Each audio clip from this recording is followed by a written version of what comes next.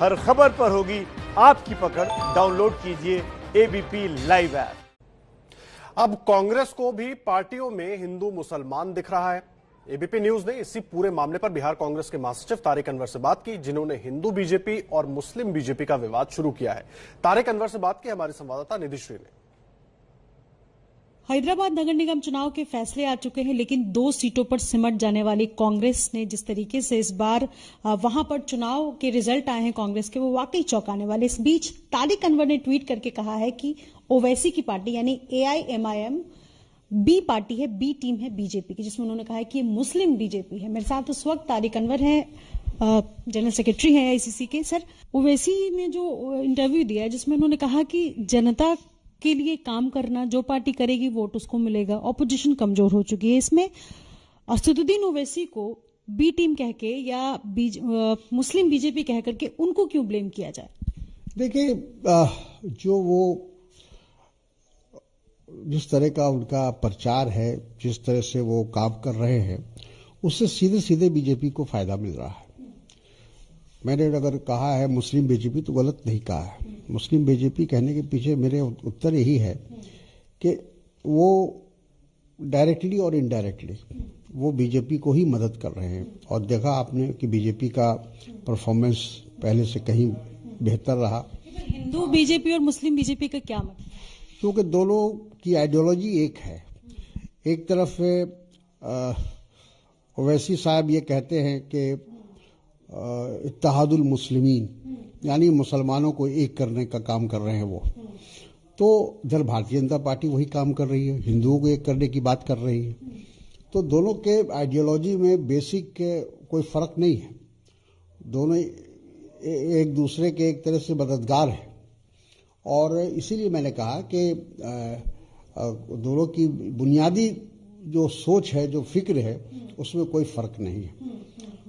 तो ये तो आने वाला समय भी बताएगा।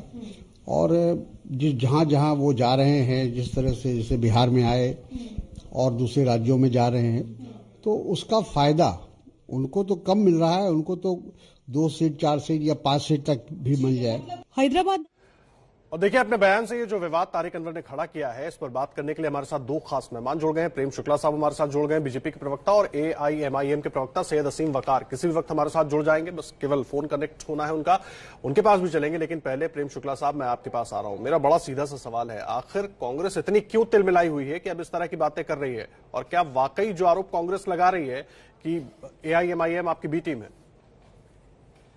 देखिए, पहली बात, उनकी तिलमिलाहट का कारण यह है कि कांग्रेस जिस तरह से, जिस राज्य में किसी जमाने में कांग्रेस का शासन रहा हो, जब अनडिवाइडेड आंध्र प्रदेश था तो उसमें शासन था, वहां पर आज उसकी 2 सीटों से ज्यादा की हैसियत ना हो पाना, तो कांग्रेस की तिलमिलाहट समझी जा सकती है कि भारतीय जनता पार्टी के सतत जो है विजयी अभियान के कारण कांग्रेस को पीड़ा है। अब दूसरा जो उनका आरोप है, देखिए, भारतीय जनता पार्टी की ना तो पंचनिष्ठाओं से किसी प्रकार की तुलना MIM की जा सकती है, ना राष्ट्रवाद की कोई तुलना की जा सकती है। लेकिन कांग्रेस से MIM की तुलना स्वाभाविक है। कांग्रेस की बी टीम, सी टीम, डी टीम जो आप कहना चाहें वो MIM, क्योंकि MIM भी वंशवादी है, कांग्रेस भी वंशवादी है। MIM भी कहती है कि भाई मुसलमानों को पहला अधिकार मिलना चाहिए, मुस्लिम तुष्टीकरण होना चाहिए। कांग्रेस भी मुस्लिम तुष्टीकरण की बात करती है। लगातार भारत विरोधी बातें करने के कारण भारत के जो है एक समाज विशेष के अतिरिक्त, उसको तोड़ने के अतिरिक्त कोई एजेंडा ना तो कांग्रेस का है ना MIM का है। भारतीय जनता पार्टी के साथ MIM का ना तो सिद्धांतों से कोई मेलजोल है, ना पंचनिष्ठाओं से कोई मेलजोल है, ना राजनीतिक शैली से कोई मेलजोल है। लेकिन इनका तो है MIM, आपको ध्यान होगा। तो फिर ये आरोप कांग्रेस लगा क्यों रही है? प्रेम शुक्ला साहब, कांग्रेस ये आरोप लगा क्यों रही है? 10 सेकंड और मुझे दे। जी, देखिए, आपको ध्यान होगा हैदराबाद में तस्लीमा नसरीन की प्रेस कॉन्फ्रेंस में तोड़फोड़ करने के लिए MIM और कांग्रेस तो साथ ही साथ गई थी। अब चूंकि MIM हैदराबाद में 44 सीट ले लेती है और कांग्रेस 2 सीट पाती है, अब जो है सीमांचल में MIM को सफलता बिहार में मिलती है, कांग्रेस को नहीं मिलती है। तो जिससे उनकी प्रतिद्वंदिता है, भाई कौन लोग MIM को वोट देते हैं? जिस जमात के लोग कांग्रेस के वोटर हुआ करते थे, आज वही MIM को वोट दे रहे हैं। तो चूंकि कांग्रेस का वोट बैंक छीन रही है, कांग्रेस इसी की किस तरह तिलमिलाहट जारी है, होने के इसी की नाते तिलमिलाहट है। एक उनका बार जवाब ले वोट लेते हैं। बैंक किस तिलमिलाहट सैयद असीम वकार साहब भी हमारे साथ जुड़ गए हैं, AIMIM प्रवक्ता। सैयद असीम वकार साहब, बहुत स्वागत है आपका। बड़ा सीधा सा सवाल है, तारिक अनवर हिंदू बीजेपी मुस्लिम बीजेपी की बात कर रहे हैं और आरोप आप लोगों पर लगा रहे हैं कि आप लोग बीजेपी की बी टीम है। मैंने सुना साहब, बिल्कुल अभी जो आप उनका चला रहे थे रिव्यू, और ये बहुत अच्छा लगा सुनकर कि जो हम लोग का शक हुआ करता था, जो हमारे बुजुर्ग हमको बताया करते थे कि जो कांग्रेस के मुसलमान हैं इनसे होशियार रहो, ये नाम के मुसलमान हैं लेकिन ये दिल के अंदर जो है वो इस्लाम नहीं रखते हैं, वो सच्चाई साबित हुई। तारिक अनवर साहब बोल रहे थे कि मुसलमानों के जो इतिहास की बात करे वो देश का दुश्मन, जो मुसलमानों को यूनाइट करने की बात करे।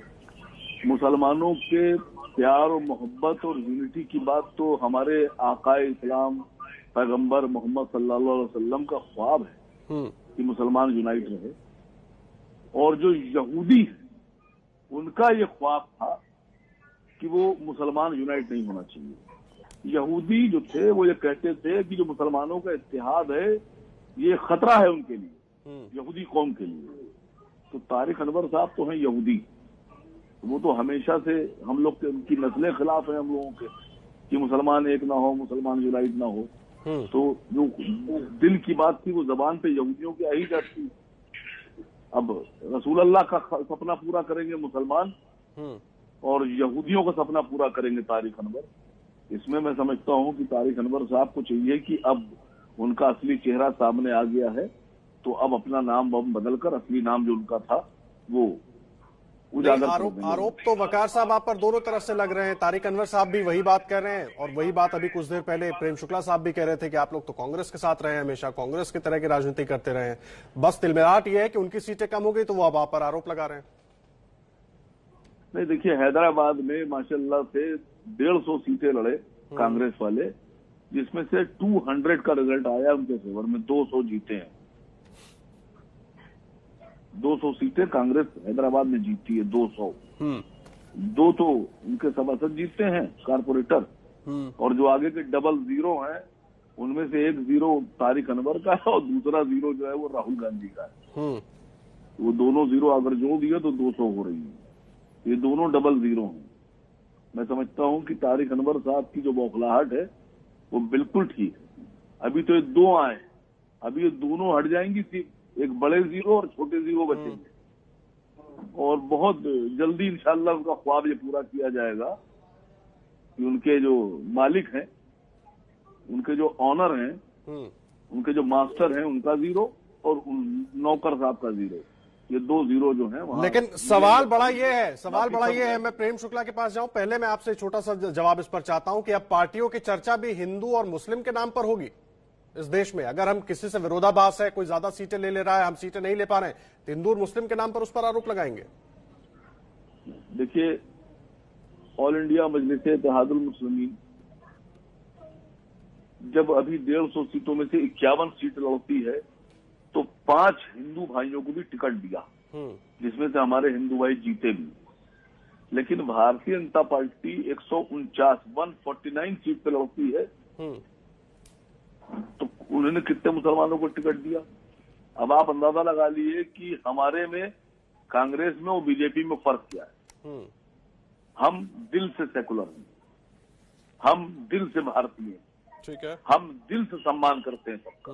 हमारी नजर में ना कोई हिंदू है, ना मुसलमान है, ना सिख है, ना ईसाई है, हम सब भारतीय हैं। लेकिन ये लोग जो हैं, चाहे वो कांग्रेस वाले हों, अब तारिक अनवर साहब से मैं एक सवाल पूछता हूं, वो दिल चाहे तो मेरा सवाल उनके पास जाके पहुंचा के पूछिएगा। कांग्रेस के जितने भी मुसलमान लीडर हैं, चाहे वो गुलाम नबी आजाद हो, चाहे वो सलमान खुर्शीद साहब हो, और खास करके तारिक अनवर साहब, जिस वक्त कांग्रेस ने ये कहा कि मस्जिद का ताला उन्होंने खुलवाया, मस्जिद में मूर्तियां उन्होंने रखवाई, मस्जिद का शिलान्यास उन्होंने करवाया और मस्जिद को तोड़वाया उन्होंने और राम मंदिर बनाया उन्होंने, तो तारिक अनवर साहब को शर्म तो नहीं आई? वो पानी में चुल्लू भर में डूब मरेंगे जाकर। ऐसे लोग जो मस्जिद को तोड़वा कर मंदिर बनवा दें, जो मस्जिद में मूर्तियां रखवा दें, वो अपने को मुसलमान कहते हैं। मैं प्रेम शुक्ला जी को इस चर्चा में लाना चाहूंगा। प्रेम शुक्ला जी, आप सुन रहे हैं क्या कह रहे हैं असीम वकार साहब? तनकीद हम पर करते हैं, लानत है ऐसे लोगों पर। सुन लीजिए वकार साहब, लानत है ऐसे मानने वालों के ऊपर। मैं क्या कहूं और इनके बारे में। वकार साहब, एक बार प्रेम शुक्ला का भी पक्ष ले लें। एक बार प्रेम शुक्ला साहब हमारे साथ जुड़े हुए हैं, उनको भी सुन ले जरा। प्रेम शुक्ला जी आदर्श जी, देखिए जो मैं कह रहा था वो आपके सामने है। देखिए, भारतीय जनता पार्टी तो सबका साथ, सबका विकास, सबका विश्वास के मूल मंत्र पर काम करती है। एमआईएम से उसकी तुलना ही नहीं हो सकती है, क्योंकि एमआईएम का तो नाम ही है मजलिस-ए-इत्तेहादुल मुस्लिमीन। वो तो मुसलमानों के इत्तेहाद की बात कर रहे हैं। अभी भी असीम वकार ने बहुत स्पष्टता से इस बात को स्वीकारा कि पैगंबर साहब के जमाने से मुसलमानों को एक करने का जो एजेंडा रहा है, उस एजेंडे को मूल मंत्र बनाकर काम करने का काम एमआईएम कर रही है। और भारतीय जनता पार्टी तो जब हिंदुत्व की बात करती है तो भारतीय जनता पार्टी का हिंदुत्व भी सर्वसमावेशी है। जो भारतीय उपमहाद्वीप पे रहने वाला निवासी है, जो भारत की संस्कृति में विश्वास रखता है, वह हिंदू है। हमारा तो इतना जो है, हमारा हिंदू शब्द भी जो है उसको विस्तार है। लेकिन जब सैयद असीम वकार बात करेंगे तो सैयद असीम वकार क्यों कांग्रेस की निंदा कर रहे हैं? वो कह रहे हैं कि भाई बाबरी उन्होंने गिरा दी, बाबरी को अभी तक, जबकि वहां पर भव्य दिव्य मंदिर के निर्माण का कार्य प्रारंभ होने जा रहा है, फिर भी उनको अभी तक बाबरी की जो है चिंता है। और कांग्रेस को भी बाबरी की चिंता थी। कांग्रेस भी भारत के संसद में खड़े होकर 1992 में कह रही थी कि हम अयोध्या में बाबरी बनाएंगे, और अभी भी असीम वकार को बाबरी की जो है चिंता सता रही उनके दिमाग में है।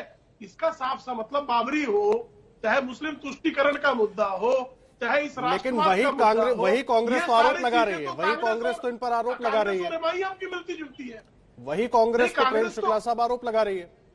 नहीं, कांग्रेस की तिलमिलाहट और बौखलाहट है, क्योंकि जिस तरह से उनका जो वोट बैंक उन्होंने बनाया था वर्षों से, दशकों से मुस्लिम तुष्टीकरण के माध्यम से एक वोट बैंक कांग्रेस ने क्रिएट किया था। आज वह वोट बैंक अगर उनसे सरकता हुआ किसी और के पास जाता, उनसे अधिक सांप्रदायिक बातें करने वालों के पास जाता है, तो स्वाभाविक तौर पर कांग्रेस तिलमिलाएगी। और उस कांग्रेस की तिलमिलाहट स्पष्ट है कि साहब, जिस आंध्र प्रदेश में किसी जमाने में, यूनाइटेड आंध्र प्रदेश में जब कांग्रेस की तूती बोलती थी कि राजीव गांधी एयरपोर्ट पर उतरते ही अंजैया को, वहां के मुख्यमंत्री को सिर्फ ठीक से रिसीव नहीं किया, हटा देते थे, ये शक्ति कांग्रेस की हो जाती थी। आज वहां पर अगर उनके दो पार्षद चुनकर आते हैं बमुश्किल, तो कांग्रेस की बौखलाहट तो स्वाभाविक रूप से प्रकट होगी, और वो प्रकट हुई है। असीम वकार, क्यों कांग्रेस पार्टी तिलमिलाई हुई आप लोगों से? बार बार प्रेम शुक्ला साहब भी उसे और इशारा कर रहे हैं कि लड़ाई आपके और कांग्रेस के बीच है, आप बीजेपी को बता देते हैं। मैं सीधा सवाल कर रहा हूं, क्यों कांग्रेस तिलमिलाई हुई है? देखिए, हमारी लड़ाई सीधे भारतीय जनता पार्टी से है। हाँ, और कांग्रेस खात्मे के कगार पर है। खाली तारिक अनवर साहब इतना बता दें कि जिस वक्त भारतीय जनता पार्टी और कांग्रेस एक एजेंडे पर काम करने लगे, और कांग्रेस ये कहने लगी, कांग्रेस की लीडर ये कहने लगे कि ताला राजीव गांधी जी ने खुलवाया था और ताला लगवाया नेहरू जी ने था, और मूर्तियां भी उन्होंने रखवाई थी नेहरू जी ने, और मस्जिद तोड़कर मंदिर बनाने का काम भी हम ही कर रहे हैं और मंदिर भी हम ही बनाएंगे। इनके एक प्रवक्ता हुआ करते थे, मरहूम हो गए हैं, उन्होंने कांग्रेस कार्यालय में खड़े होकर ये बात कही। कमलनाथ ये बात कही, एक दो इनके लीडर और हैं, उन्होंने ये बात कही। तारिक अनवर साहब को बुरा महसूस हुआ था, या तारिक अनवर साहब को अंदर से बहुत प्रसन्नता हुई थी? नहीं, बुरा किस लिए महसूस होना चाहिए असीम वकार? बुरा किस लिए महसूस होना चाहिए? देखिए, इसलिए होना चाहिए कि जब रंजन गोगोई साहब फैसला पढ़ रहे थे तो उन्होंने कहा कि बाबरी मस्जिद, कहा कि इस बात का प्रमाण ही नहीं है कि मंदिर गिरा के मस्जिद बनाई गई। ये सुप्रीम कोर्ट का फैसला पढ़ रहा हूं साहब। रंजन गोगोई साहब ने कहा कि सन 1200 से सन 1528 तक जमीन के ऊपर कोई स्ट्रक्चर ही नहीं बना हुआ था, मंदिर था ही नहीं, वो बता रहे थे। तो उसके बाद भी अगर आप हमारी मस्जिद को ले लेंगे तो साहब क्या कहा? प्रेम शुक्ला जी जवाब देंगे इसका? तकलीफ तो होगी ना। देखिए बाबर जो है वो इस देश में जमीन लेकर तो आया नहीं था। बाबर का अयोध्या का कोई लैंडलॉर्ड तो था नहीं।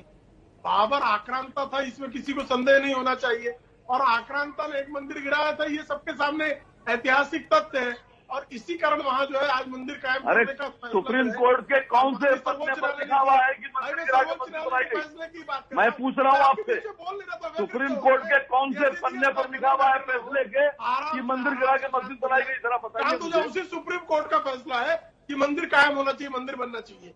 सुप्रीम कोर्ट ने जब कहा कि वहां मंदिर बनना चाहिए, इसका मतलब वहां मंदिर की जगह थी, ये अपने आप में साफ संकेत है। आप छाती पीटते रहिए, अगली आपकी 10 पीढ़ियां छाती पीटते रहे। वहां प्रभु रामचंद्र जी का भव्य दिव्य मंदिर का निर्माण हो रहा है और भगवा पताका पूरे गौरव के साथ लहराएगी और बाबरवादी अगले कई जन्मों तक छाती पीटेंगे। पीटिए पीटिए पीटिए, छाती पीटिए, कोहराम मचाइए, खूब करिए, मुहर्रम मनाइए। हमको कोई उससे पीड़ा नहीं है। हम तो चाहते यही है कि बाबरवादी आक्रांतावादियों पर इस भारत की संस्कृति में विश्वास रखने वाले रामवादी जो है इसी तरह से राम राज जाए और बाबरवाद का इसी तरह से खात्मा हो रहा है। चिंता ना करें आप। असीम वकार आरोप लगा रहे थे आप, उसका जवाब प्रेम शुक्ला जी ने दिया, लेकिन मेरा फिर भी बड़ा सीधा सवाल है। नहीं, ये आप लोग एक दूसरे पर लड़ते रहेंगे, आरोप लगाते रहेंगे, सुप्रीम कोर्ट के फैसले में ये नहीं लिखा था, ये नहीं लिखा था, वो अलग बात है। जवाब तो किसी के पास नहीं है देश में, रंजीत गोगोई साहब को जवाब नहीं है, मैं कह रहा हूं जी। चलिए ठीक है, गोगोई साहब के पास जवाब नहीं, उन्होंने ये कह दिया नहीं ठीक है। खैर, लेकिन आपको अपने नेताओं से भी सवाल करना चाहिए जब इस तरह की राजनीति हो रही है और तमाम दलों को, कि इस तरह के बयानबाजी का क्या मतलब हो सकता है। खैर, फिलहाल इस चर्चा के लिए आप दोनों का बहुत धन्यवाद, हमारे साथ जुड़ने के लिए। समय थोड़ा सा कम है।